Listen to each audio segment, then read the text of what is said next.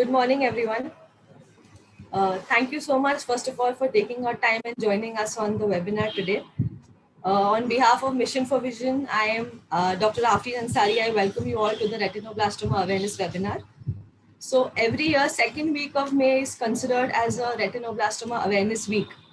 So we wanted to just share some more information about retinoblastoma in terms of awareness and early identification, and that's why we've taken this initiative for the webinar. Retinoblastoma is one of the most common and life-threatening eye cancer in young children.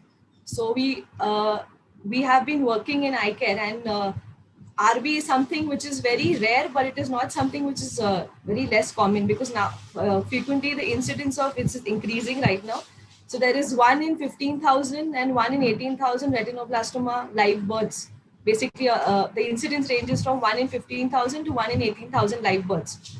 It is usually found in children who are less than 6 years of age. So it can range from an infant, like from 1 year to 6 years of age. It is usually identified during that age group. And over the period of a year, usually there are around 8,000 new cases of retinoblastoma all over the world, of which 1/3, unfortunately, are diagnosed in India. That's around 2,500 cases are diagnosed only in India out of the 8,000 cases over the world. So awareness about retinoblastoma is low, and early detection, like any other cancer or malignancy, is crucial for saving the life of the child and the life of the child and the eye and the vision. And so that's why we've taken this initiative as part of the Retinoblastoma Awareness Week, and we welcome you all to the webinar. Thank you so much for joining in. We have all three eminent ladies with us today as panelists. So it's completely a women-dominated webinar today. So we have Dr. Sonal Yadav, who's an ocular oncologist at H.V. Desai Hospital, Pune. Then we have Dr. Vibha Bhafna. She's a pediatric oncologist at Bharati Hospital and Jahangir Hospital, Pune. And then we have Dr. Suchita Kulkarni, who's a retina and public health specialist from H.V. Desai Hospital, Pune. And I am Dr. Afreen Ansari, your moderator for the session today. So I will be moving on to Dr. Sonal Yadav. I'll request her to speak. But before that, I would just like to share a small brief about her. So Dr. Sonal Yadav is a consultant ophthalmic plastic surgeon and orbit and ocular oncologist. She's working at H.V. Desai Hospital, Pune. She has done a double fellowship and is a trained ophthalmic plastic surgeon and an ocular oncologist. She has a special interest in treating retinoblastoma. Apart from her numerous peer-reviewed journal articles and chapters to her name, I would just like to mention that she's been awarded with the prestigious Ophthalmic Hero of India Award for her international accolades at the 75th All India Ophthalmology Conference in 2017. So I will, without any further ado, I would just request Dr. Sonal to please begin. A very good morning to all.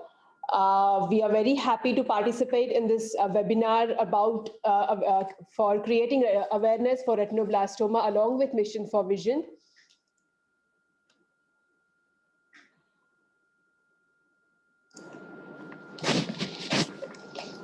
All right, so let's begin with a small journey and information regarding retinoblastoma and where are we in terms of Indian scenario for treating retinoblastoma in the year 2021. So as Afreen rightfully mentioned, retinoblastoma is the most common eye cancer affecting children between the age of 0 to 6 years of age. If not diagnosed and treated in a timely manner, it can cause loss of vision, loss of an eye, or even death due to metastatic disease. The treatment for retinoblastoma is multimodal. It includes systemic chemotherapy, focal treatments, for example, lasers, as well as freezing therapy, that is the cryotherapy, intraocular chemotherapy, surgery, as well as radiation. So let's go about getting more information about this disease.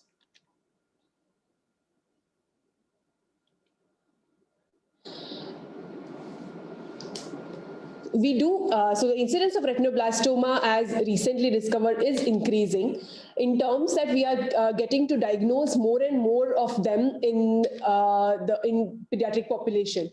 So the incidence, as Afreen mentioned, is 1 in 15,000 to 1 in 18,000 live births. In India, we do see around 3,000 to 4,000 new children every year. Retinoblastoma can be hereditary as well as non-hereditary. What does hereditary means? These children have a positive family history of either of the parent being affected because of retinoblastoma. The easiest way to find this out is asking about if there was any eye cancer or any removal of the eye done in childhood of any of the parents. That will give us the history about retinoblastoma present in the family. The other variety, which also cannot be ignored, is the non-hereditary or a sporadic one, where it can happen in the child de novo. It might not be present in the family, however, can still be present in that particular child. Now, this particular child, depending upon the amount of mutation and the nature of mutation he or she can carry, will be able to pass it on to their future generation if it is of the sporadic variety. So the treatment modalities in retinoblastoma has seen a huge evolution. In the 1950s, it was based basically on radiation and eye removal. The 1990s saw a great deal of improvement in terms of starting with intravenous chemotherapy, as well as some focal measures of lasers, as well as cryotherapy and a periocular chemotherapy. Now we are moving towards the era of more selective or a super selective intraarterial chemotherapy since the decade of 2000s. All of these efforts are being made towards more and more life salvage, as well as more and more eye and vision salvage for the babies or children being affected with retinoblastoma. Treatment of retinoblastoma is a multidisciplinary effort. It involves presence of an ophthalmologist or an ocular oncologist, a pediatric medical oncologist, an ocular pathologist, a pediatric radiation oncologist, along with a genetic counselor and a social worker.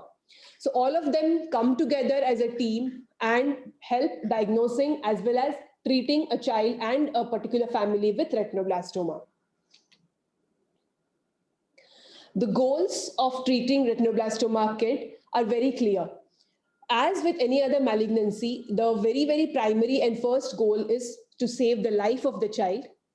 After saving the life of the child, after we have minimized the risk to the life of the child, we try to go towards more eye salvage, that is saving the physical eye. But there are some conditions where saving the physical eye might be detrimental to the life of the baby. In that case, we do have to give preference to the primary objective, that is saving the life. After salvaging the eye, whenever possible, we do try and salvage the vision.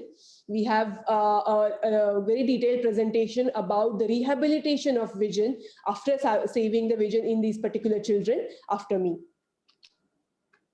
So the treatment and prognosis, that is how these children will do after the management, depends upon the age at presentation and the stage at which these children present.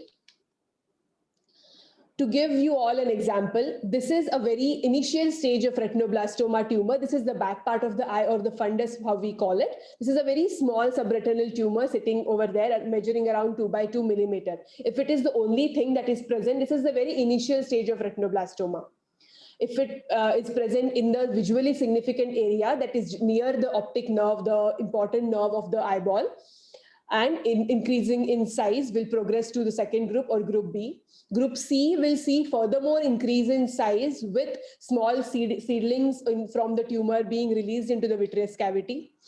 Group D will have the retina elevated because of the increasingly growing tumor underneath. If still not controlled at this stage, this is a group E or group 5 of international classification of retinoblastoma. What we see, the entire vitreous cavity is filled with the whitish tissue. What we can see here is the tumor, which can also have extensive involvement in the rest of the eye. If still not controlled, or if the child does not get treatment at this particular stage, what we move on to is an extraocular or orbital stage of retinoblastoma, where the tumor basically comes out of the eye and presents as a fungating mass. So now, what is the need for retinoblastoma awareness? You might, all of our audience might have seen a couple of more webinars happening in this particular week. So the second week of May is observed worldwide as Retinoblastoma Awareness Week. Let's move on to why this week means so much for Indian population. This is a study which recently came out, and our center also participated in the data. So this was a global retinoblastoma presentation study published in year 2020.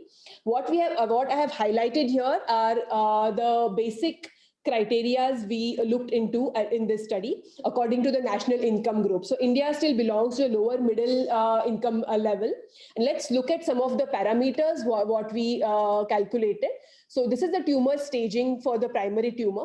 Looking at the Indian scenario, so we had around 57% of children presenting in the T4, that is the highest stage of the primary tumor, as opposed to the Western advanced countries, which was only 0.4%. This is to highlight the level of the percentage of advanced disease that we get to see. Distant metastasis or systemic spread into the other organs apart from the eye in the child, which was also found to be around 49 to 50% in countries like India, as against only 2% in Western countries. The percentage of orbital or the fungating growth of extraocular retinoblastoma, again being more than 50% in India and only 1% in advanced countries. So this translates into advanced stage of the disease that is involving metastatic sites to around 60% in country like India and only 3% in Western countries. So this should be able to give you an idea about the magnitude of the undiagnosed and delayed diagnosed problem that we do have in our country.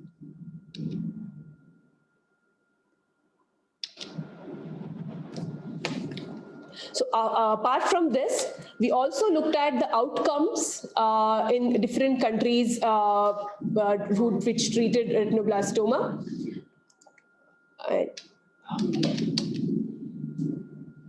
Which also basically let us know that the treatment outcomes also decreased, and the poor survival percentages were high in countries like India, where the treatment was delayed because of delayed presentation.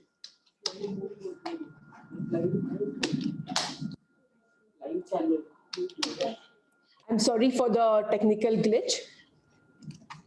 So that is the need for our dire efforts towards diagnosing and managing the retinoblastoma early. A simple rule: if we get to diagnose the kids early, we can start the treatment early, and we can have better outcome in terms of survival as well as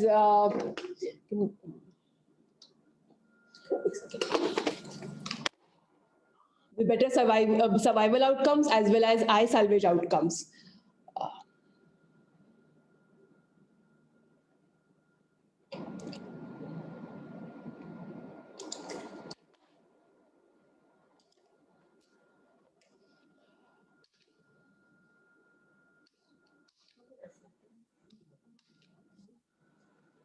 It is visible there. All right. So let's move, go on and discuss how we can detect this retinoblastoma early. I'm going to show you some of the early symptoms which will help you catch a potential suspected retinoblastoma kid in daily OPDs or during screenings.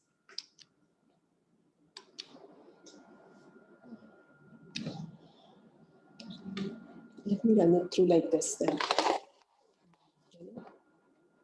Is this happening? Yeah. So when we looked at some of the reasons why we get delayed detection or delayed start of treatment in our Indian patients, these were the few of the points I was able to conclude upon. The silent features or symptoms sometimes get missed because of lesser observation or no medical personal attention to a child when he or she is young. There is also a lack. Sonal, sorry, can you just make it PowerPoint mode, the slideshow mode? There's an issue with the flow of the slides if I do it in the presentation mode. I'll try it again. Okay.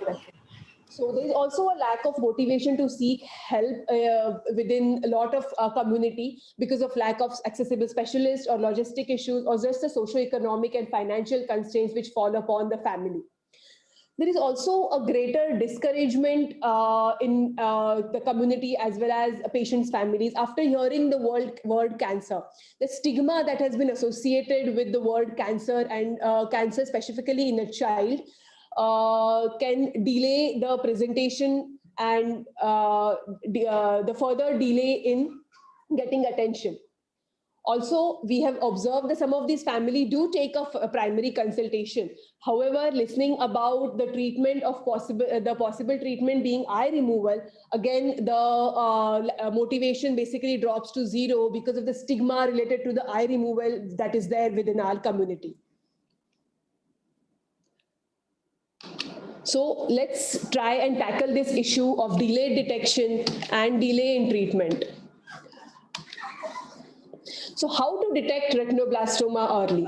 Let's go on and see some of the symptoms and early clinical presentations of how these children may present. So the most common presenting feature of retinoblastoma is always talked about is the white reflex within the eyes, or what we also know as leukocoria. So this is basically a white reflex or a white glow which you can see in a child's eye instead of a reddish normal glow when you take a flash photograph of this child. The reason behind the white glow is, as we saw the progression of growth of the tumor of retinoblastoma in the back of the eye, when the tumor grows and pushes the retina or the layer of the back part of the eye ahead, this kinds of creates a whitish background instead of a red glow, which is a normal fundal glow. So when you see a child showing such a picture, such a white glow instead of a red glow on a flash photograph, the child definitely needs to seek treatment and see a specialist for a detailed fundus examination. Apart from this, in early development, as the child is young, the tumor might be more sitting on a visually significant area, causing strabismus or squinting of the eye. That is also something which you can catch early. So in a child who is presenting with recent onset squinting or deviation of the eye needs to undergo a thorough ocular examination to rule out presence of tumor in the back part of the eye. Apart from squinting or strabismus, these children, if still not detected at the level of intraocular tumor, the tumor might cause reaction and pain, redness, and swelling around the eye, which they will present to you in a possible infection, suggestive infection phase. In such children, evaluation and imaging is very, very important to rule out underlying retinoblastoma.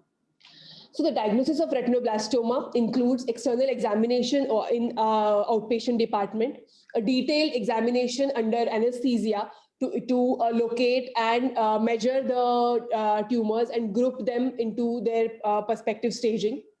Ultrasound examination, as shown over here, is pathognomic, shows the pathognomic feature of calcification, which we see in retinoblastoma tumors. For documentation, RetCam imaging or imaging with CT scan or MRI can also be useful.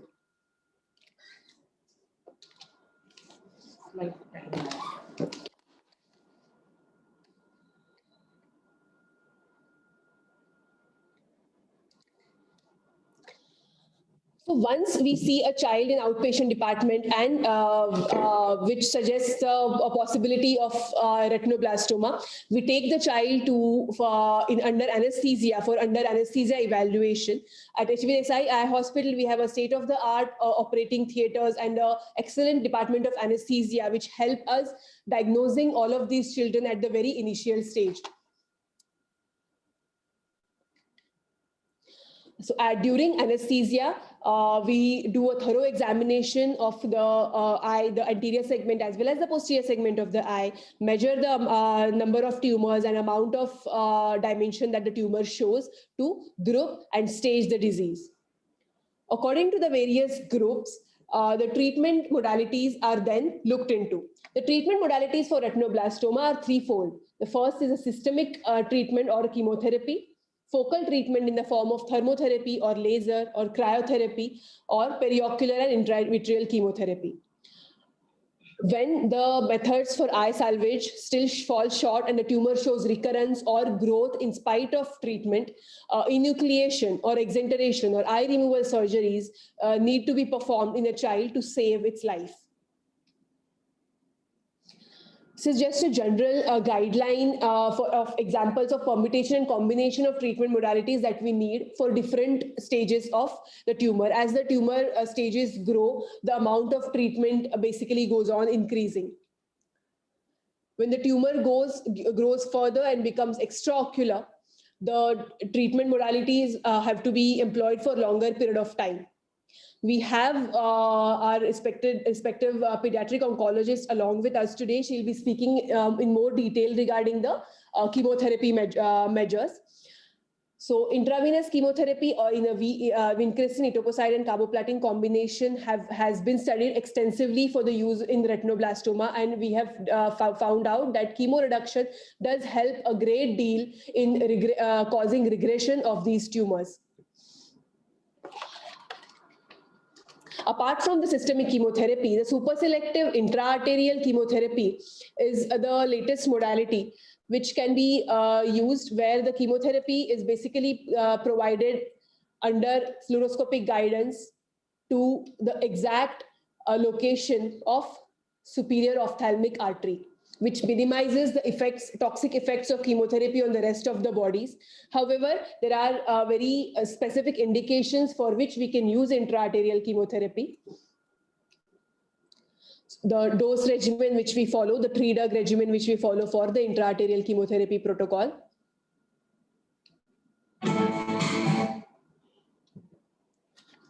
This is really not going well.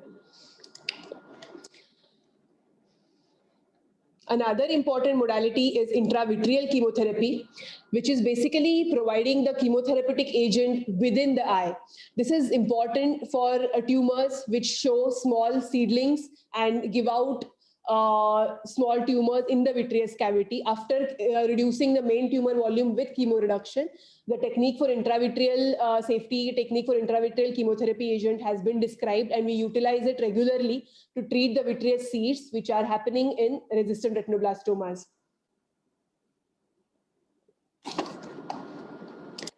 Apart from intravitreal chemotherapy, we also provide chemotherapy around the eye, which is termed as periocular chemotherapy for diffuse nature of these seeds. So basically, all of these efforts are being done to cause regression of the tumor and save and salvage whatever the normal amount of retinal tissue these children might have remaining, and to foresee a little bit of function in them after the complete tumor regression. Another important modality which also is used is transpupillary thermotherapy, which is basically heating the tumor with help of a near-infrared laser and causing its apoptotic cell death, which helps in regressing the tumor after the chemotherapy has acted upon them and caused significant volume reduction. Apart from transpupillary thermotherapy, we also have cryotherapy. Cryotherapy is a method by which we freeze the tumors which are present anteriorly into the vitreous cavity. So this is cryotherapy being applied to a tumor in retinoblastoma, causing its freezing and progressive thawing, which will cause apoptosis and cell death.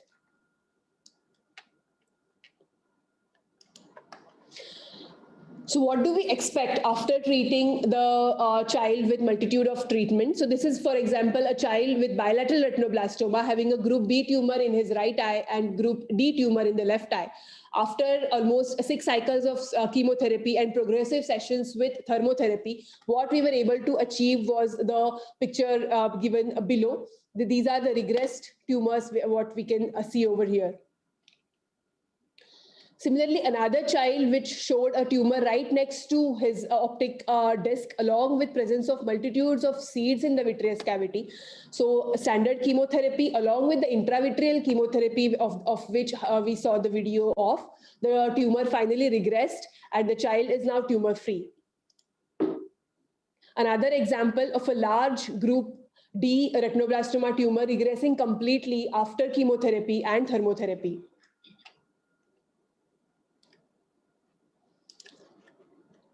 However, as I said, after the multitude of treatment which have been tried, there are some eyes which refuse to regress, and there are some tumors which continue to recur or relapse. Such children, when the tumor is causing increased chance or increased risk to life, enucleation or eye removal surgery has to be performed. Eye removal surgery or enucleation for retinoblastoma has to be done in a very controlled and particular manner with minimal manipulation to take utmost precaution to avoid perforation of the eye, harvest long, that is more than 15 millimeter of long optic nerve stump. Inspection of this enucleated eye is very, very important to check for any latent microscopic extraocular extension or the optic nerve involvement.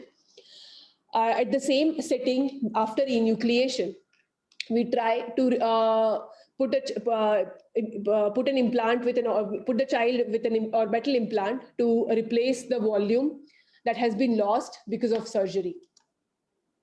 This is the enucleated eyeball and the optic nerve being measured to make sure that the cut end of the optic nerve is histopathologically negative, so that we do not leave behind any disease in the child's eye. So what happens after enucleation? As opposed to the popular belief, all is not lost after the child undergoes enucleation. The child is then fitted with a custom ocular prosthesis.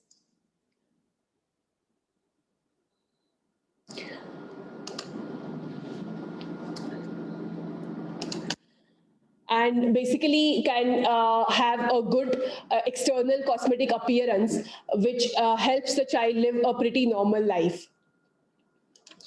So let's move on and see some of the examples, some of our retinoblastoma survivors who have undergone myriad of treatment and sometimes enucleation surgery and are then fitted with custom ocular prosthesis. So this is one of our patients who was 1.5 years old at presentation. After completion, now he's doing well with the custom ocular prosthesis in his right eye. Now he's around 3.5 years of age and living a pretty normal life. Similarly, another child who underwent enucleation for the right eye,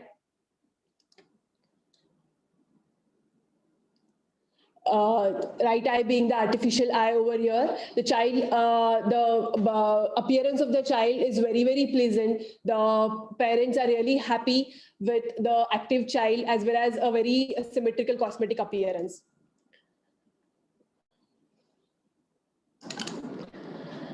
The second picture is not coming.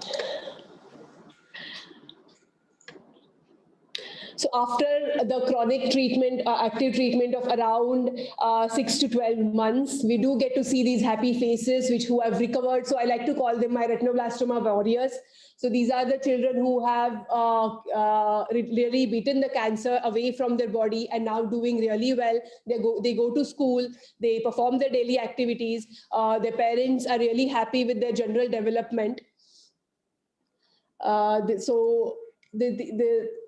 is another child of ours and her parents who were really, really happy speaking to us regarding the child's development. You can see the 3-year-old now happily playing with her toys, having undergone enucleation in one eye and extensive treatment in the other eye. She does have some residual vision in that particular eye. I would like to here mention that even if these children tend to lose one of the eye in their fight with cancer, all is not lost. The life for one-eyed patients is not invalid. They are not as visually disabled as one might think they might be, apart from only a few jobs where the binocular vision might be required, for example, commercial driving. They are fit for any other kind of work they find suitable according to their liking. So in a nutshell, So retinoblastoma is curable when treated and caught early. Around 95% of lives of these retinoblastoma children can be saved. Around more than 85% of children can retain their eyes, and more than 75% of children can have functional visual acuity. So HV Desai Eye Hospital and Mission for Vision proudly join hands in creating awareness about this condition. And we are grateful for all our patients who put their faith in us and allow us to take care of their children and take care of their children's eye cancer. So I would like to take a moment here to thank HVSI Eye Hospital as well as Mission for Vision and the Wen Foundation, which we have recently collaborated with for helping treatment of underprivileged families who present with retinoblastoma. Over to you, Afreen. Thank you so much, Dr. Sonal. That was very informative. We've got a couple of questions also, but we'll be taking it at the end once we finish with Dr. Vibha and Dr. Suchita. Okay.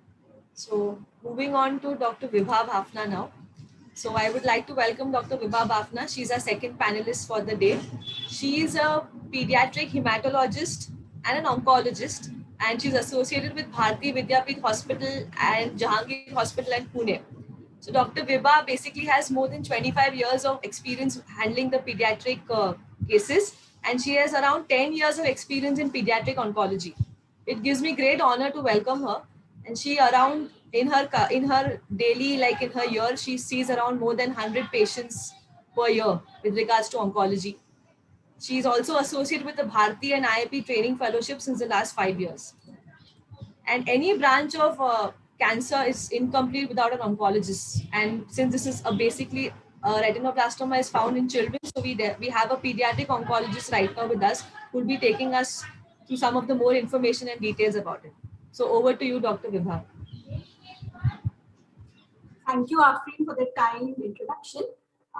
Thank you very much, HVSI Hospital, Sonal, and Afreen for inviting me. It's a pleasure to talk over here and talking about pediatric oncology, its outcomes, and spreading awareness is very close to my heart. So thank you again for giving me this opportunity. I would also like to congratulate Sonal on the excellent work she's doing. I'm so happy to see her presentation. That is an excellent presentation. And more than presentation, excellent work. So congratulations, Sonal, and your entire HVSI team. Can I share my screen?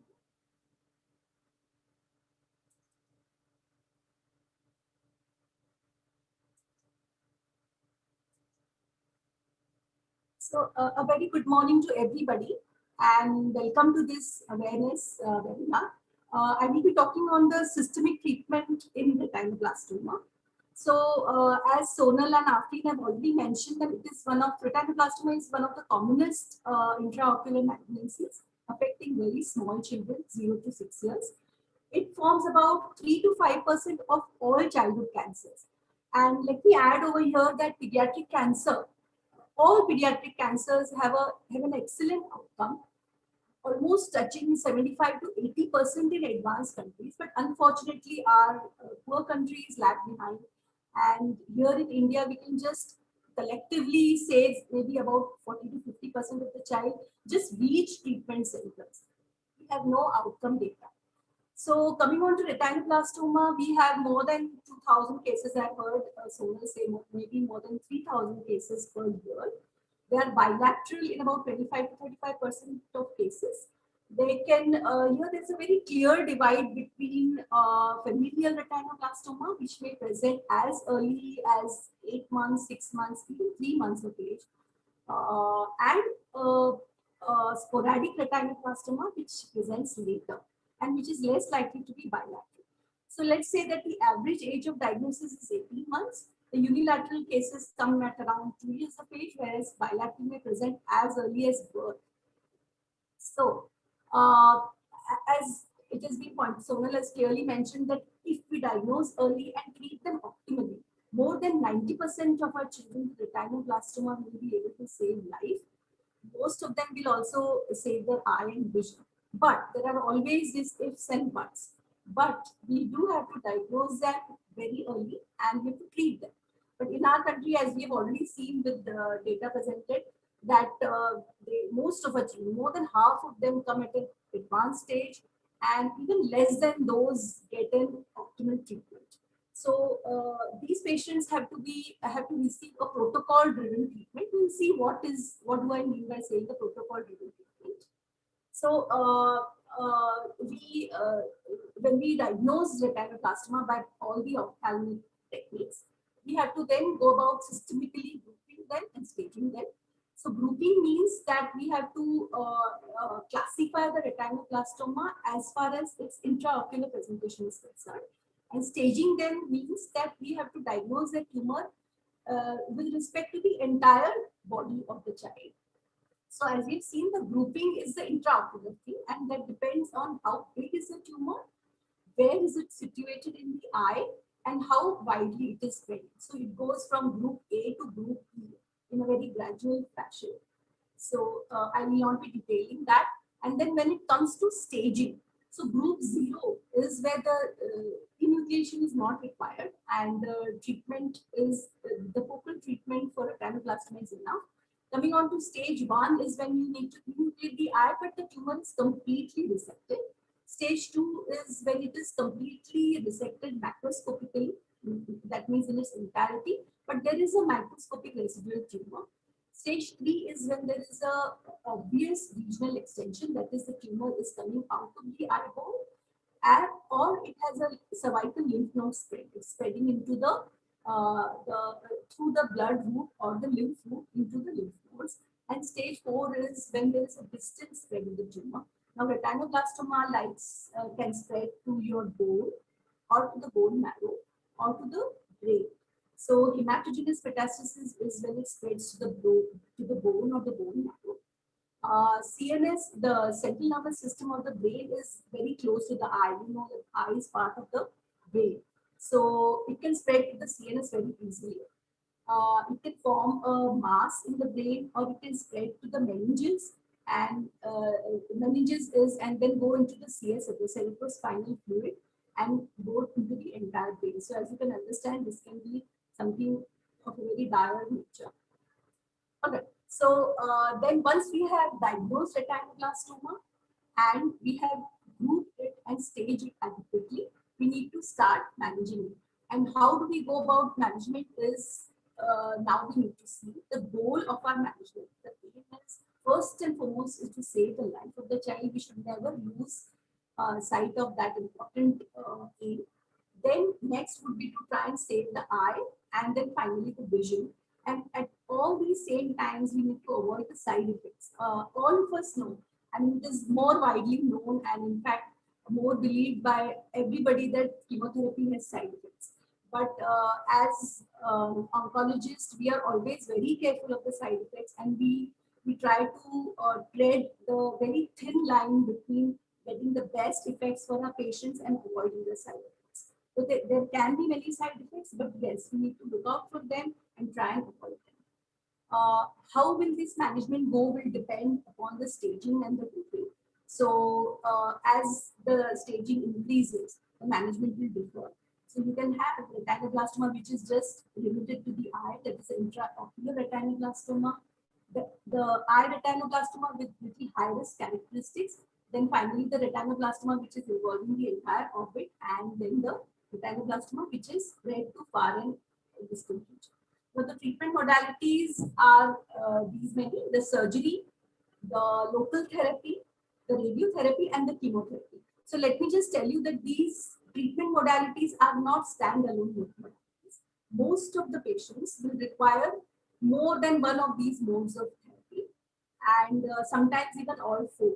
So here it is very clear that treating of retinoblastoma is a multidisciplinary treatment, where you need an excellent coordination between your pediatric the ophthalmologist, the pediatrician, the pediatrician oncologist, and so many more. So many more. Okay. So I will be focusing on the chemotherapy part of it. The chemotherapy can be local, And local, as Dr. Sonal has mentioned, so you can have very ocular chemotherapy, you can have intra-arterial chemotherapy, the intravitreal chemotherapy, which I have not mentioned over here. And coming to systemic chemotherapy, when I say systemic chemotherapy, I mean that giving chemotherapy agents by the intravenous route.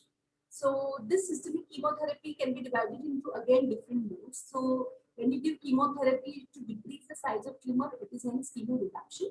When you give chemotherapy after having done the definitive surgery, it is known as the adjuvant chemotherapy.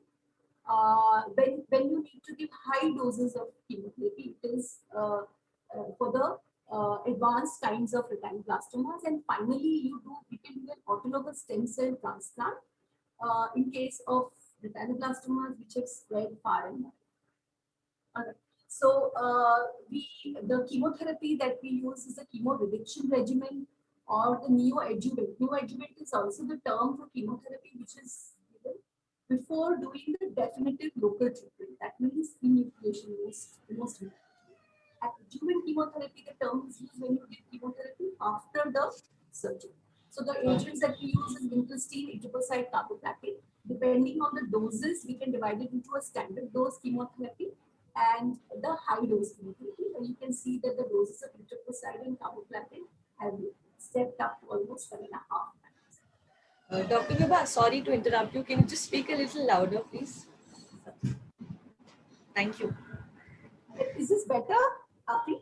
Yes, much better. Yes, yeah. Yes, thank you. Okay. So after the pediatric ophthalmologist has done their work of doing a detailed study of the retinoblastoma, and when they come to us, we also need to do the metastatic workup. We need to either rule in or rule out whether the retinoblastoma is limited to the eye or it has already spread wide. So for that, we need to do a lumbar puncture and we do a cerebrospinal fluid analysis to look for any malignant cells there.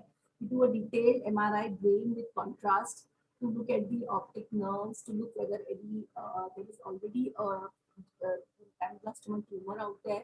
We do a bone marrow evaluation to see whether the retinoblastoma cells can be seen there. A bone scan or even a PET scan. The PET scan is a investigation modality where the active tumor cells may light up. So in case a retinoblastoma is spread to bones or even bone marrow, this PET scan will pick it up. And not to forget over here, since we have mentioned that retinoblastoma can be an inherited kind of tumor, you need to screen the siblings and ask for a detailed history of parents, and that will change our outlook towards this family. We need to offer a genetic counseling for them. All right. So as we said, chemo reduction is when we give chemotherapy before doing the definitive therapy. Chemo reduction, the aim is to reduce the tumor volume, especially if the tumor is involving in the most important part of retina, for example, the fovea or the macula. Here we give 2 to 6 cycles, as I mentioned earlier, of vincristine, etoposide, and carboplatin.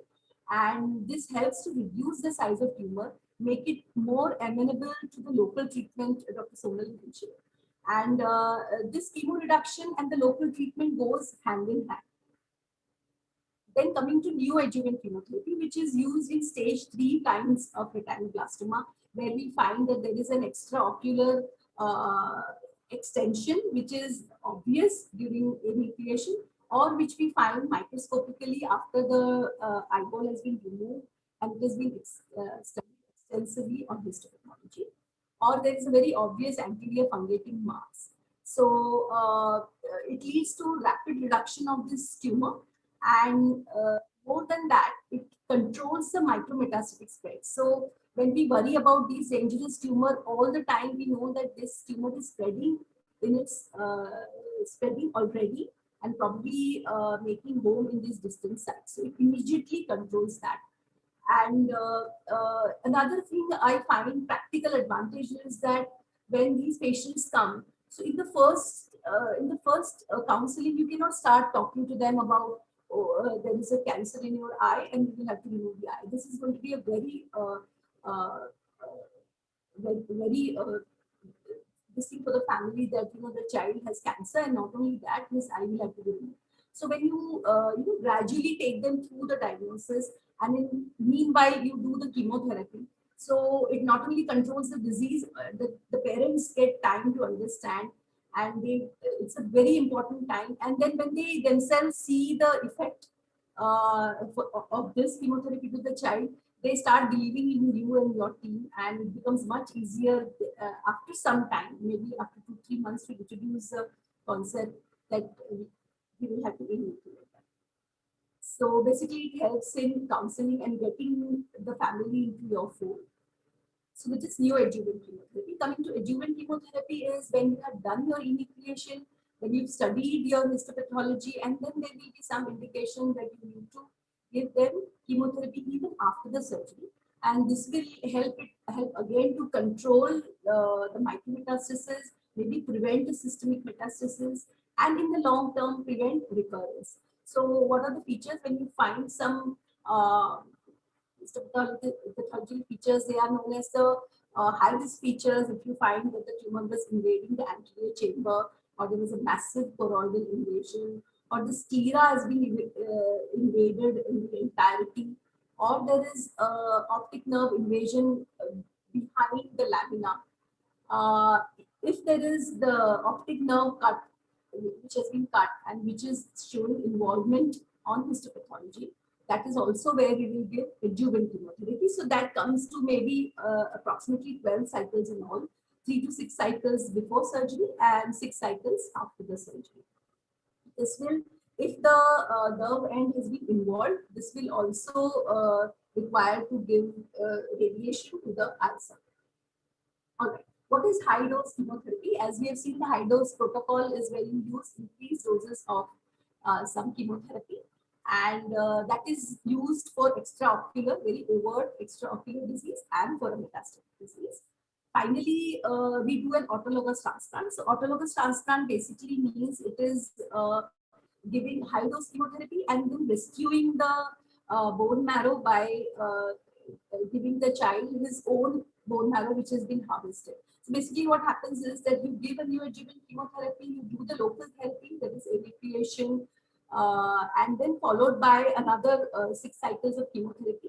After this, when the child is well, you harvest the child's marrow, store it at -70°C, give an extremely high dose of chemotherapy. The plan for this chemotherapy is decided, and then you rescue the patient with his own marrow, which has been stored at -70°C. This is known as the autologous transplant. Now, autologous transplant is also not a very sure shot kind of therapy. Children at the diagnosis, if they have their if they have already involvement of their central nervous systems, then they have a very poor kind of outcome. Autologous transplant also may not work for these children. So it is a very sad scenario, and especially in patients with retinoblastoma, this scene happens only with delayed diagnosis. So again, we are all stressing on the same point of early diagnosis and early pickup and an optimal treatment. So when we say this optimal treatment, what is this optimal treatment? How is it given? So world over in pediatric oncology, most of the patients in advanced nations go on proper protocols and on trials, which are prospective trials, and which will give a shape to the therapy. These trials are run at multi-center. So I'm very proud to say that as far as retinoblastoma is concerned, the INPOG, which is the Indian Pediatric Oncology Group, is now opened a trial for this, and the next slides that I'm going to show is going to give you a look into how these trials are run. So this is the name of the trial, which HVDSI is a part of, and we are also participating in this. And this trial will give you flow sheets like this. So you have a group A tumor, and probably they'll come out only with local therapy. And then if you have a group B tumor, and depending on their size, you either just do local treatment, or if they are a little bigger or they're involved in the critical areas, you give them chemo reduction cycle and do local treatment. Again, coming on to group C, something similar. Group D. Group D would be again to give chemo reduction cycles, do the local treatment if they are responding, or if they are not responding. Depending on that, either you offer enucleation or advance. So This is basically showing you that how we very systematically treat children depending on not just their diagnosis, but their grouping, staging, their response evaluation at defined time points, and the kind of therapy we give. Then coming on to this is a flow chart for your group B disease, and it's the stage 3 disease. And depending, once you diagnose a stage 3 disease, you offer them high dose chemotherapy, and then keep reassessing them, do the enucleation, give external beam radiation, and then give again high dose chemotherapy for finishing the treatment. And then coming on to metastatic disease, sometimes metastatic disease, we may have to counsel the family that it's going to be essentially palliative. And this is a place where we can offer autologous stem cell transplant and still give some chance to the child. Especially if only the bone or bone marrow is involved, your autologous transplant will work well. So this is again another flow chart which is giving all these flow chart in one setting. So it's a very detailed kind of thing, a very systematic kind of treatment. All right. And in case of bilateral retinoblastomas, we treat each eye as a unilateral.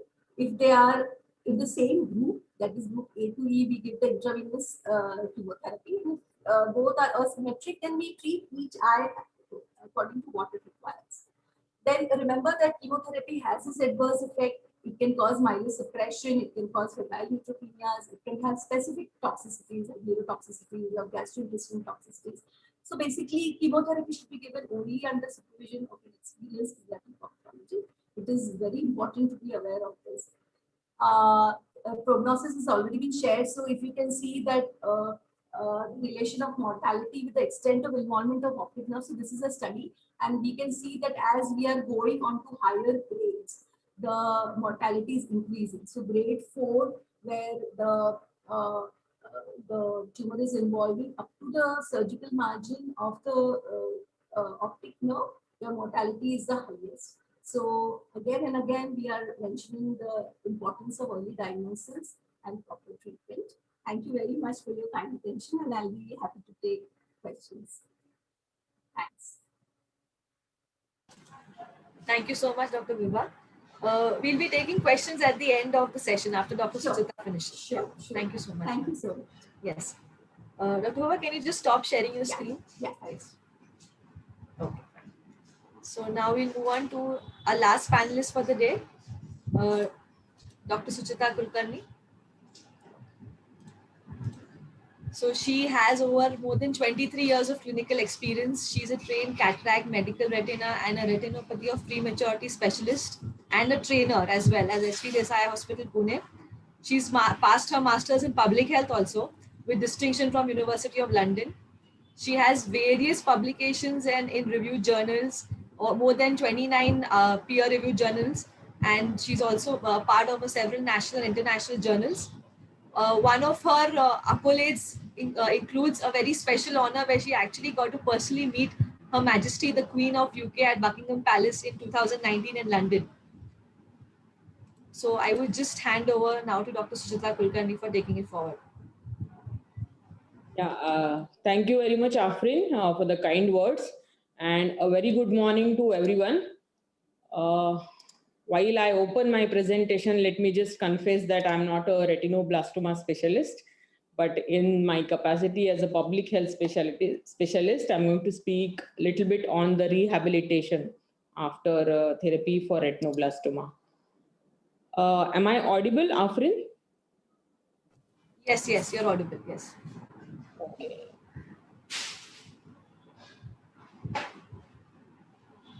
I'm just waiting for this to go into full screen mode. Okay.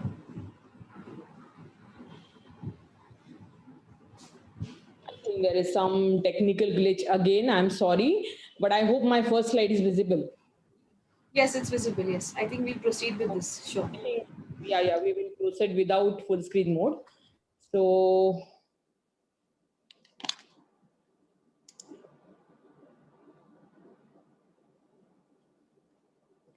there is a little bit of time lag from our side. I again apologize for that.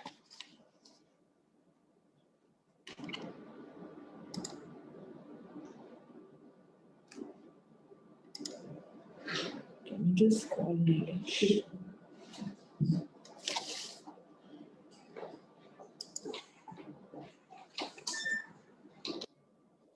I'm so sorry. Uh,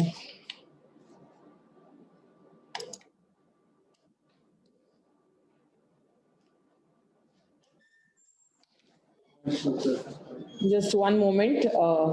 My technical support team is trying to sort it out. Sure, sure, sure. You think stopping and sharing the screen again would help? Yeah, let me try that as well. Yes.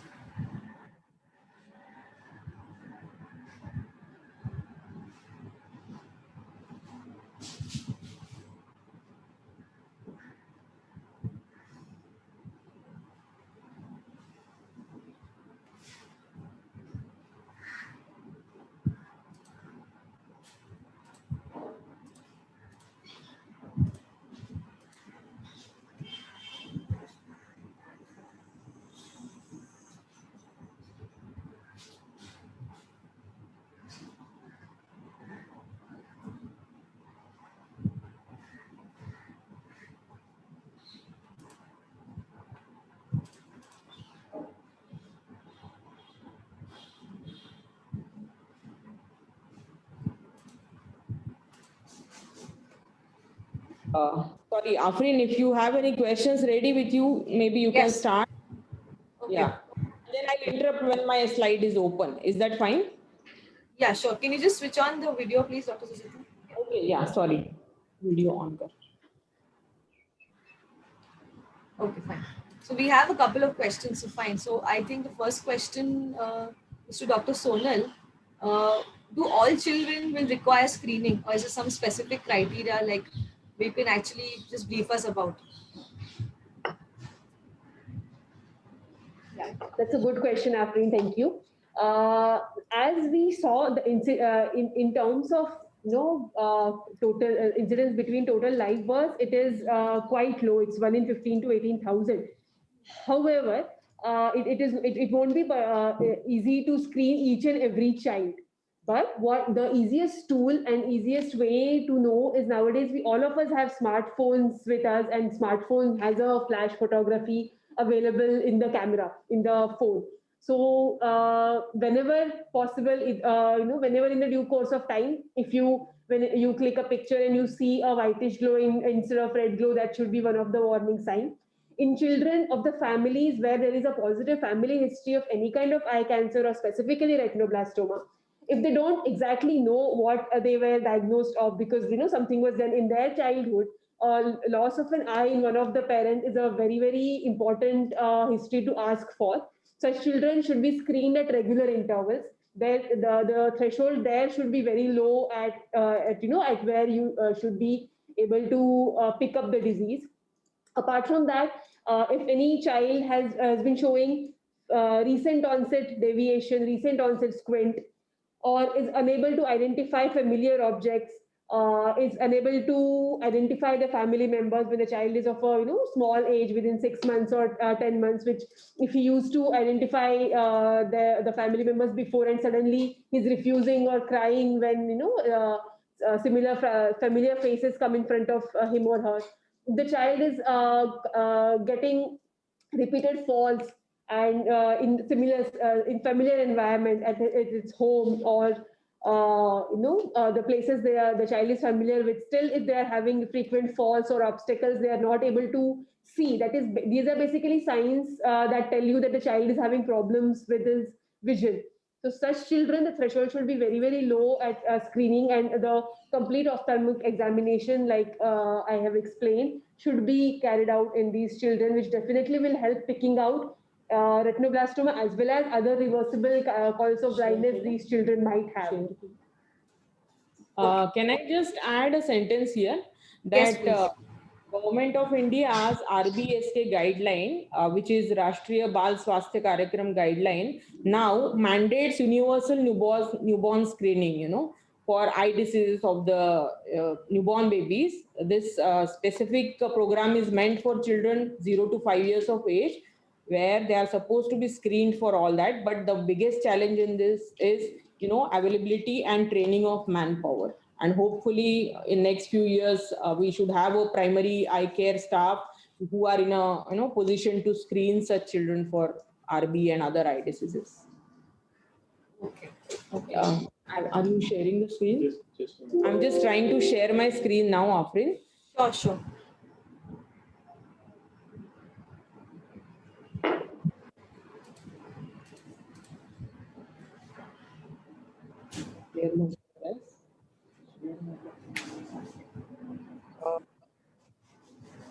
I'm sorry again.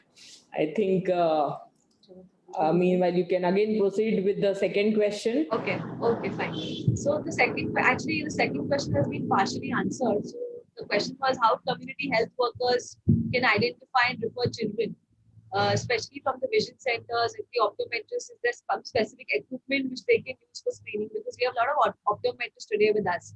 And in rural areas, I think a vision center is the one of the, it's a primary eye care service what we can use. If we can use that and actually reach out to more children or refer them, is there any way we can do that? Yes, like ma'am explained, the Vision Center health workers are very, very instrumental. They would be able to help us a lot if they are able to pick up these children early. So whenever they are examining any child, like I would say, if dilated or even undilated, examining the red glow, which they can do with retinoscope or an easy available instrument at their hand, and any abnormality in that glow, then such child should be subjected to detailed evaluation by an ophthalmologist and should be sent to further evaluation. So I think we have a very important audience here with us, and when all of these things once learned, they would be able to guide many families for early detection of retinoblastoma as well as other preventive eye problems in children. Sonal, I would just like to add over here. I mean, I think you will agree that even children with persistent red eyes, I don't know. Yes, ma'am. It's persistent red eyes, I think should be again indication for a more detailed examination. So basically, any acute condition, redness, pain, swelling, which is occurring spontaneously, or a spontaneous hemorrhage inside the eye, absolutely. or yes. Sudden diminution of vision. All of these things are very, very suspicious in a child. Even not retinoblastoma, there might be some other vision threatening as well as life threatening disorders these kids may be suffering. So our index of suspicion at such in examining such children is very, very important and will help us pick these diagnoses early and treat them well.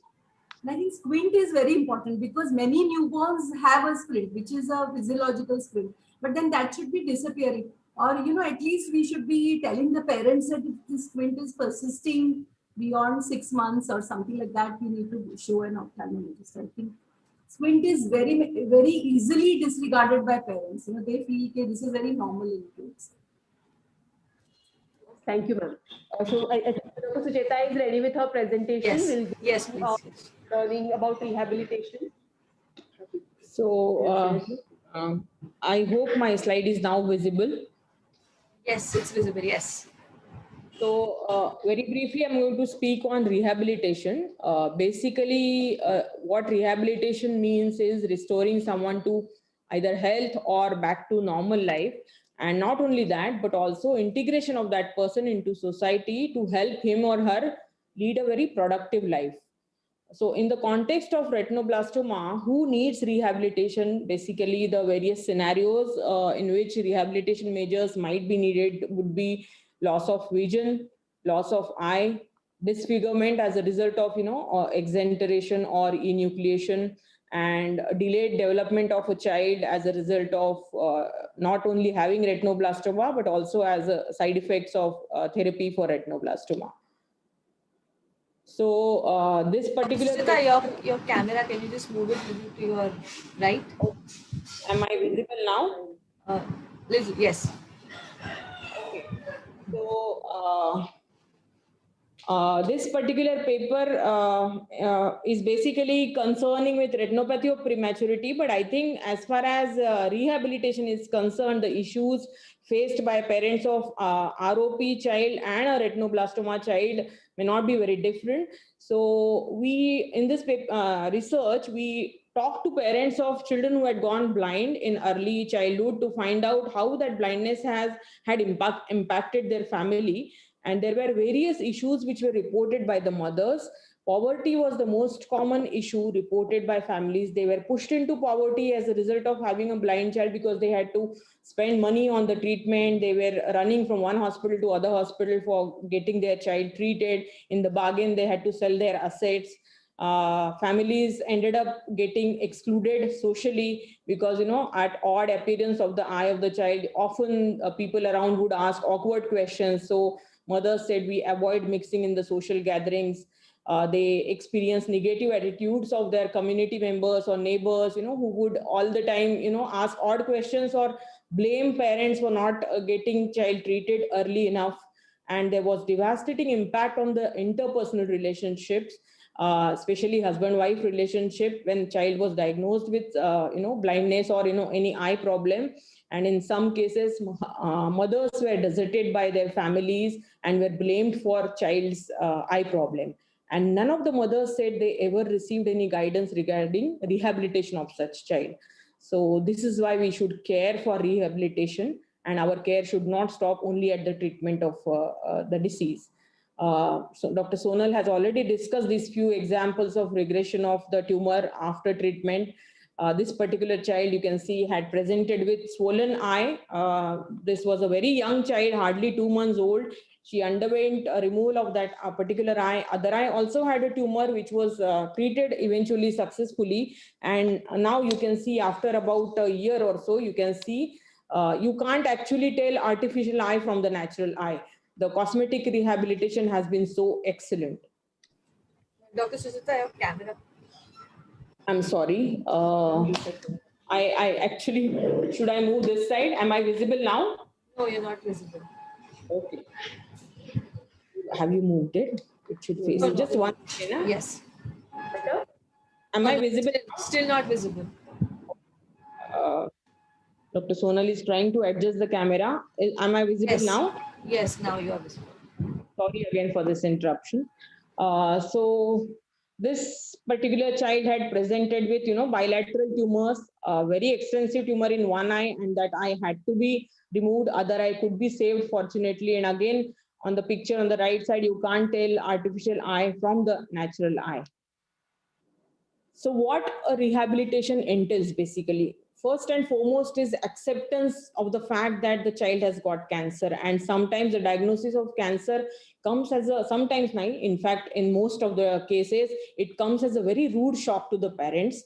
So unless they accept the fact that the child has got this, they won't be, forthcoming to seek the treatment. So counseling starts with the diagnosis itself. A rehabilitation worker or the medical team should help them understand the prognosis, understand the options of treatment, and how child can overcome this problem and lead a normal life. That counseling should start right from the diagnosis itself. Once they overcome the trauma of diagnosis, then they would often need support throughout the journey. And this journey is likely to be a very long journey for them. For most children, it is likely to be a lifelong journey, but at least in initial 1 or 2 years, it has to be, intense follow-up, intense treatment sessions, and in between treatment sessions, dealing with the side effects of the treatment. So that support is very, very crucial. Otherwise, there is this risk of parents falling out of, compliance, and they may not return back to your treatment. And once the treatment starts, one must try and educate the parents about what are the possibilities and what are the positive sides of the situation. And once the treatment is over, empowering them to help other similar families, and also to help empower the child to lead a normal life is very, very crucial. So rehabilitation entails all these interventions at every aspect and every step of the way.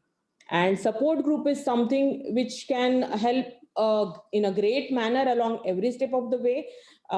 Having support group of parents of retinoblastoma or eye cancer patients can help individual families overcome the fear of uncertainty, because they are not sure how long the child is going to survive, how long they have to come back to the hospital for treatment. And having discussions with other similarly affected families can give them confidence to rebuild their own life, can help them overcome their social fears, and eventually this empowered group can advocate for the cause of retinoblastoma. So while they are, taking this journey of retinoblastoma therapy, they might need not only medical rehabilitation, but cosmetic rehabilitation, as I showed in my previous slides. They might also need guidance regarding financing mechanisms for the therapy, because the treatment of cancer is very, very expensive. And unfortunately, most children who are affected by this condition come from lower socioeconomic strata. So families are not in a position to pay for not only the eye treatment, but also for the systemic treatment. And it's a moral duty of the healthcare team to guide them to, where they can get the funds and what are the different government schemes which they are entitled for. Once the treatment is over and child has come out of this RB therapy period, child might need guidance for education, basically, especially if the child has lost some vision and is visually impaired as a result of coming out of retinoblastoma storm. The inclusive education is what Government of India mandates, but on ground, in reality, it is very, very difficult for individual families to get their child enrolled in a regular school, and parents need to be made aware of their right to enroll their child in the regular school, and they need to know that government has mandated that schools should have special teachers to take care of such children. As the child is growing up, to make the child independent, few children may require mobility training, especially if they've lost vision in both eyes or vision has been impaired severely. And most importantly, several of the mothers or growing up children would require psychological counseling, because as a result of disfigurement or blindness, there is a possibility that children are facing bullying or teasing from their friends or schoolmates. So for this, most of them would require psychological counseling, and the rehabilitation support does not encompass this. It requires much more than this. Sometimes interpersonal relationships might be affected, for which you might have to provide them or guide them to a social worker for family counseling, etc. And last and not the least is social rehabilitation. Basically, community-based rehabilitation is the only way to ensure that a child who has survived retinoblastoma is integrated back into the society and leads not only the normal life but enhanced life, being given equal opportunities as anyone else without a disability or without any disease. And for this, participation of community is very, very crucial. So if a child is coming from a village, healthcare team should take an effort to talk to the community health workers in that particular image to make them that particular village, to make them understand the condition of the child, and to ensure that the child and the family is not discriminated against while leading their day-to-day lives. So to ensure the continuity of care, as a healthcare professional, our responsibility is not only to ensure they get eye treatment or systemic treatment, but also to ensure that they have full access to rehabilitation and have full opportunity to lead a normal life as not only normal life, but with a enhanced quality of life as an individual. Before I conclude, a very short story about impact of rehabilitation. Let me just mention here that this is not a retinoblastoma child, but this was a child who went blind due to ROP in early infancy. Child was 9 months old. Mother and child were deserted by the family. So mother was living alone with her blind daughter. and struggling, and she just didn't know how to bring up her daughter. And when I interviewed her, she said, I feel it's not only because of my child's blindness, but also because she's a girl. And she thought it was because of this reason that she was deserted by her husband and his family. And the mother had completely lost the confidence and was very, very depressed. And the child also had this typical posture all the time, looking down, not interacting with anyone, not playing with the toys, not even talking to her mother, to the extent that even we thought she has some autistic features perhaps. And so we enrolled her in our rehabilitation center, and you can see the impact of that rehabilitation within 6 months of enrollment. This is a very short video where you can see after 6 months of enrollment, this girl has become a very happy, chirpy child, laughing, trying to play with the things, trying to talk to people, interact with everyone. And until 6 months back, the child as well as the mother did not know how to even smile. So with proper rehabilitation guidance, they came out of that psychological or emotional trauma and actually started looking forward to leading a normal life. And this story has a happy ending to it. After the rehabilitation and child became almost normal, she was taken back in her family. And the father has not only accepted the child, but has also developed a very strong emotional bond with the child. And mother now has taken up a job and is supporting her child as well as family. So there are happy endings to these stories only if we try enough. Thank you very much. Thank you so much, Dr. Suchita. Yes, like you rightly said, there are happy endings if we try and if there is early treatment and intervention available. Absolutely. Yes. So, To just add over here, Sure. if you will allow Yes. me, that this is an excellent talk by Dr. Sucheta, and especially for us clinicians, for we sometimes tend to forget that our children are children with families. We tend to look at them, this is retinoblastoma, this is this cancer. But giving a wholesome care is so important. So yeah, it's excellent talk and excellent overview. Absolutely, absolutely. More for us clinicians and the audience, I suppose. Thank you. So I think we have some few more questions. So I'll just quickly take them. So one question was that what is a specific question that you can ask a parent during history taking, while trying to identify or doing a workup of retinoblastoma during history takings? Any specific questions that you can ask the parents? So you can ask if there was any history of any eye problem in the parent, if they knew what the diagnosis was. If not, you can actually examine the parents' eyes in detail as well, just to rule out if they did not have a spontaneously regressed or spontaneously recovered retinoblastoma of childhood, which is also termed as retinocytoma. If there is any evidence of in one of the eye removed in one of the parents, you need to probe further and ask them if it was a traumatic reason that the eye was removed, or it was removed in childhood because of any other indication, which might have been an intraocular tumor, which might have been retinoblastoma.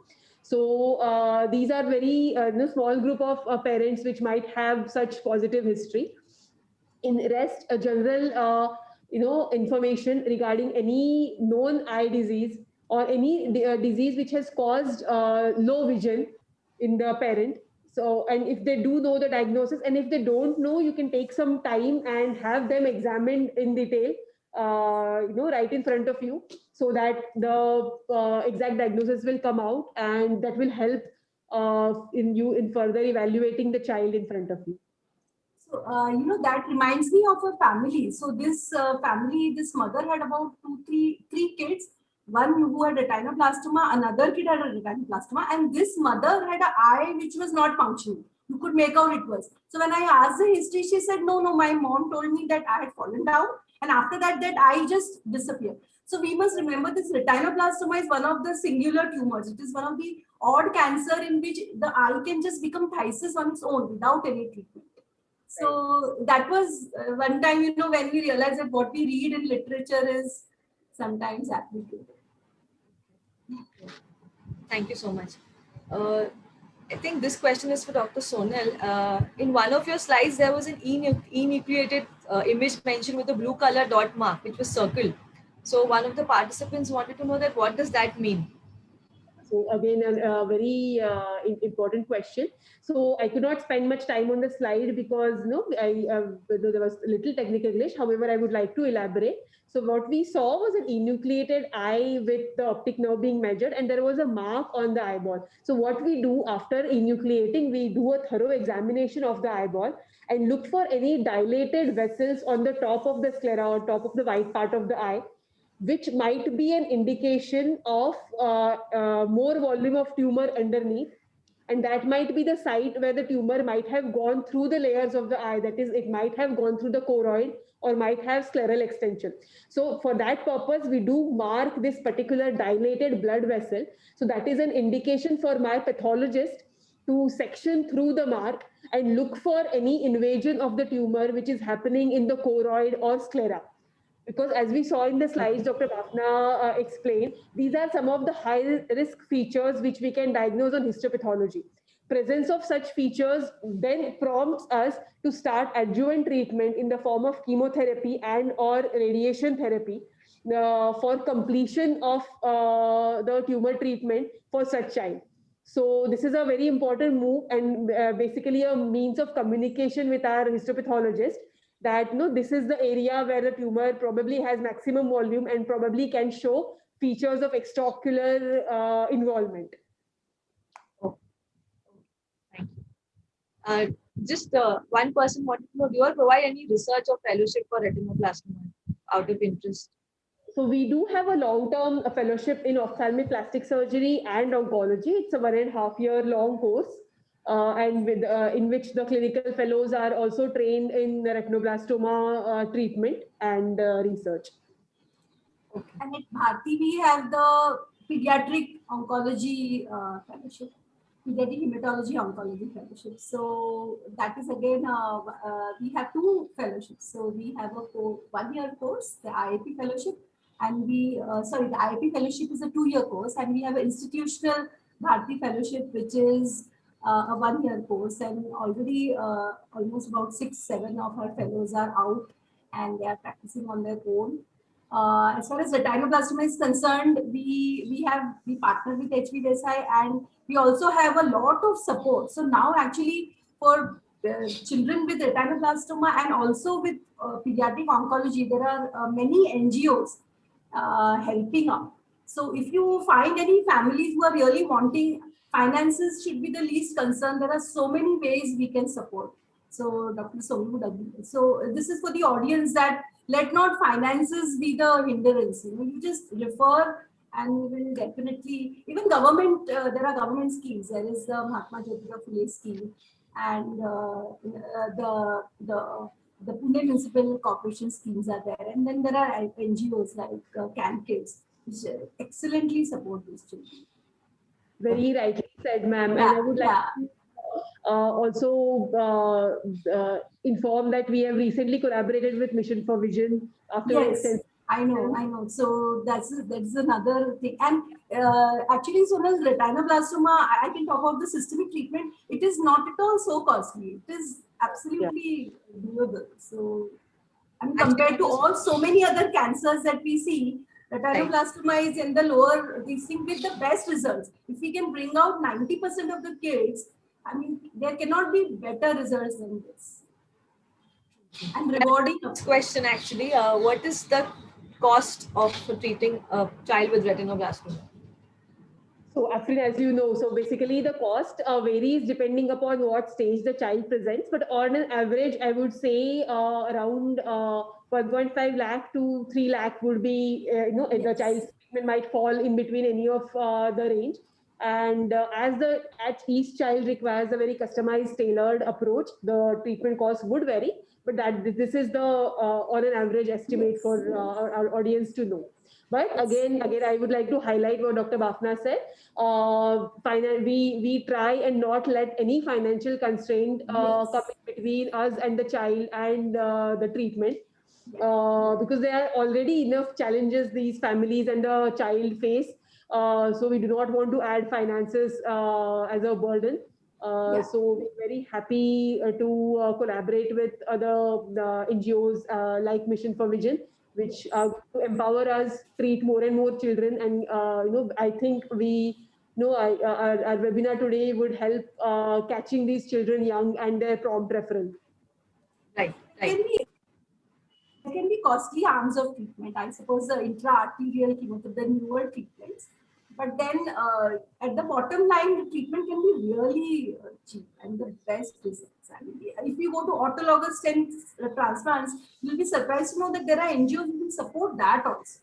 And there are public hospitals which are now doing transplants and they get help from so many private people. So there's no limit basically. And what would be the cost of just chemotherapy if you just have to understand the cost of chemotherapy? So as just we've spoken of the chemo reduction cycles, and suppose we give about 3 to 6 cycles. I suppose per cycle we will not be spending more than 5,000. It's a 2-day stay, 1 night stay rather, and simple investigations before chemotherapy like a hemogram, a liver function, or renal function test, followed by the chemotherapy. So it doesn't cross 5,000 at our institution. Yes. Okay. So and the cycles are about 3 to 4 weekly. So if there are complications, then we have to say for the rainy day, if we have complications, if we have a neutropenia, if the child requires admission for infections, if he requires a blood or a platelet support. So they may add up to the cost, but we have to keep a close eye on these children nevertheless. Okay. Next question is for Dr. Suchita. Is there any link between retinopathy of prematurity and retinoblastoma? Anything like a child was treated for ROP can progress to retinoblastoma later? Anything? No. Scientifically, there is no evidence to link either of this disease. But when we are screening for ROP, by chance, we might end up detecting retinoblastoma. That is one advantage of having that camera where you can actually take the picture of the retina. When there may not be any ROP, but you might see a tumor lying somewhere in the retina. So, but there is otherwise no association between ROP and retinoblastoma. So basically, origins of retinoblastoma is excellent, interesting topic on its own, because retinoblastoma was one cancer wherein the two-hit hypothesis of the formation of cancer in general was proven. So retinoblastoma actually paved the way for scientists how to understand cancer. So that's another interesting, it's the Knutson's two-hit hypothesis, which was discovered to try and explain these retinoblastoma presentations where you have bilateral big tumors in very young kids versus unilateral tumors in a so.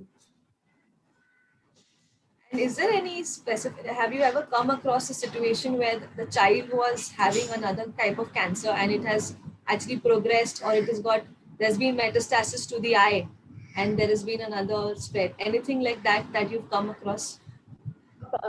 Yes, so there are other childhood cancers which can metastasize to eye and the around area, which do not originate necessarily in the eye. That is how they differ from retinoblastoma. Retinoblastoma originates within the eye. However, we have some patients, again, common patients between me and Dr. Bafna. So we have treated Ewing sarcomas, the primary neuroendocrinal tumors, which have metastasized to the eye. And neuroblastomas. Metastatic neuroblastomas also spread. And some lymphomas as well. You remember recently. Yes. So somehow eyes are sitting duck for tumors to come around it. So there's neuroblastomas, Ewing sarcomas. There's so many tumors. Yes.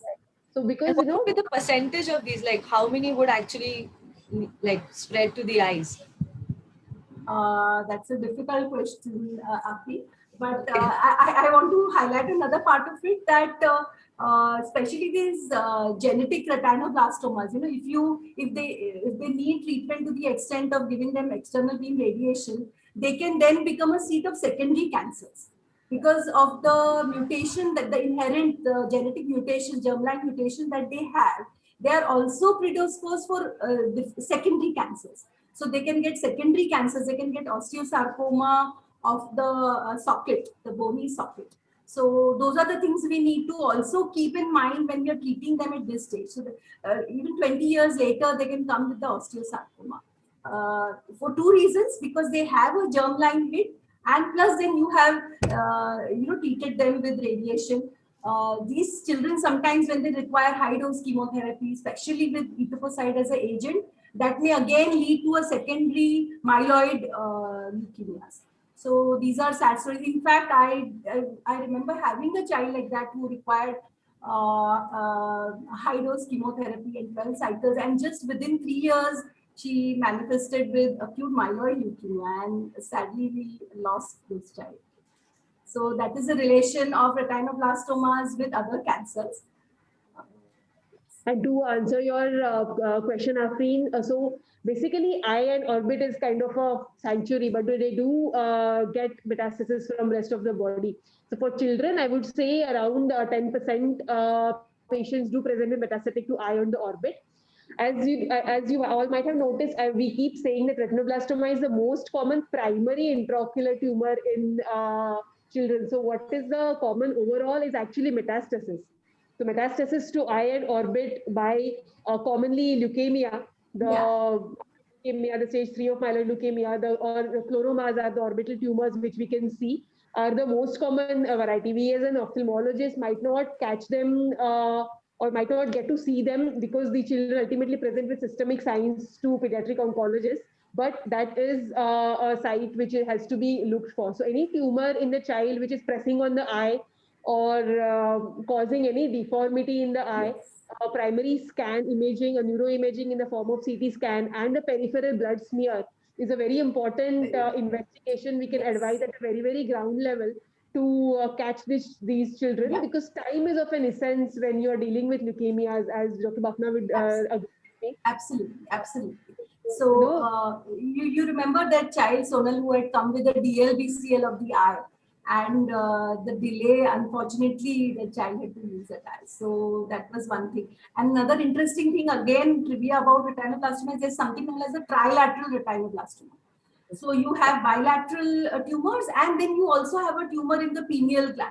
So that would be, missed if you don't do a MRI brain with contrast. So that's again to highlight the issue that whenever possible, we do it for all our kids. So we always do a MRI brain with the contrast. Once we have to undergo a myriad of investigations and treatment protocols. But the key, I would say, still lies in picking them up from early. Picking them up early. Right. Yeah. The eye stage, picking them up early, that is the most important thing. As long as it is limited to the eye, that is the life-saving thing. Right. And there's no specific relation. No, if the child comes at 1 year, then there is the prognosis is good, or if the child comes at 5 years, the prognosis is bad. Anything with regards to age? Not a direct relationship with the age, but the direct relationship would be with the stage at presentation. The disease, the stage of disease which the child presents in. The group and then the stage. So both the things, So if I do have children who are 5 years of age at presentation but do good, against a child which is 1 year at presentation with advanced disease, then have a poorer prognosis. Absolutely. Especially the younger kids. They are the ones who have these germline mutations, and they have a congenital retinoblastoma. They have tumors in both the eyes, which are really big, which have lots of seedings. I suppose they do badly. Okay. Thank you so much. I think we've answered all our queries what we had. So I would just like to conclude and thank everyone, Dr. Sonal, Dr. Sujita, Dr. Vibha, Mission for Vision, HP Desai Hospital, and When Giving Foundation. So I hope we've actually reached out to many people and created a lot of awareness about retinoblastoma. Because in eye care, I think most of us would have not been familiar about having cancer, because when you talk to someone, people actually respond saying, okay, you have cancer of the eye also. There are a lot of people who still don't know about it because they feel, okay, eye as an organ won't be something that could develop cancer anytime. So I think this platform has helped and reached out to a lot of people even to understand that there is something in eye cancer But apart from the other cancers, it can be treated very well and arrested at an early stage. And in all other malignancies, I think the concluding statement remains the same. First, we save the life, then we save the eye, and then we save the vision. So I think that's it. So I would just like to thank everyone for taking their time out, and all the participants also for joining us today. And on behalf of all of us, Afreen, I would like to thank you and Mission for Vision for moderating it excellently and giving us this opportunity. Thank you so much. Thank you so much, ma'am. Thank you, everyone. Thanks. Thank you. Thank you, Afreen. Thank you so much. Give a message to all our participants to amplify this message as much as possible amongst your peers and colleagues, and help us reach these children early and help in their management. Thank you so much for patiently. Dr. Sonal, there's one question come up. Can you tell something about the black fungus? So there's this one question that's come up. All right. I'll just briefly Yes. talk about the mycosis, which is on the rise. Along with the COVID-19 epidemic, we are in this, particularly in the second phase, we did have some patient in the first wave as well, but particularly in the second wave, because of lot of reasons, but primarily immunocompromised status, which this virus is causing in lot of patients, along with the history of uncontrolled diabetes or mechanical ventilation, if it was given in the COVID therapy, or oxygenation. All of these are probable risk factors which have come up. So mucormycosis is a fungal disease. So the fungal spores are ubiquitously present in the air around us. So we know these fungi as opportunistic fungi. They basically find opportunity and find immunocompromised patients. And the route of entry for the fungal spores is generally the nasal mucosa. It's the most easiest way they get into the human system. Once they colonize the nasal mucosa, they form a home in the paranasal sinuses, which are the maxillary, ethmoid, and frontal paranasal sinuses we have, and grow there. And as the fungus grows, the fungus is very aggressive in growing. It can also erode the bone. So once they are in the sinuses, so in between the maxillary sinus and the eye, there lies orbital floor, and along the medial wall there is ethmoid sinus and nasal cavity, and the medial wall of the orbit. So any of these bones, once given away after extensive erosion by this fungus, the fungus then gains entry into the orbit. And the quality, the nature of the tissue is that it basically causes a lot of tissue necrosis, and also causes ischemic changes in the capillaries and arterioles that are present in the tissue. So the widespread necrosis and tissue damage, and unfortunately, the only available treatment is extensive debridement, extensive removal of all of this infected and affected necrotic tissue, along with a systemic administration of potent liposomal amphotericin B, which is a drug of choice for treatment of mucormycosis, which basically needs to be done under a strict physician supervision at a multi-specialty center. So the arms of treatment here involve ear, nose, throat specialist or ENT surgeon, an ophthalmologist, and infectious disease physician, which again the team comes together and manages the patient. So early signs and symptoms of these disease, if you have had COVID-19 in the recent past, or if you were taking oral steroids or any intravenous steroid was administered to you during your hospital stay, any facial swelling, unilateral or bilateral, any pain around the eye, difficulty in opening the eye, difficulty in moving your eye around, or sudden onset decrease in vision are some of the warning signs, I would say. Please go see your ear, nose specialist, your physician, or an ophthalmologist, and get evaluated in detail. They will probably advise imaging to get to know the extent of the involvement, and then advise for the management. So be on the lookout for these clinical symptoms. Yeah, I think that was really very much in detail. I think that will really help a lot of people, because now with COVID-19 on the rise, I think it's very important. Okay, so thank you so much once again, everyone. Thank you so much, everyone. And wishing you all a very happy weekend ahead. Stay safe, take care. Thank you.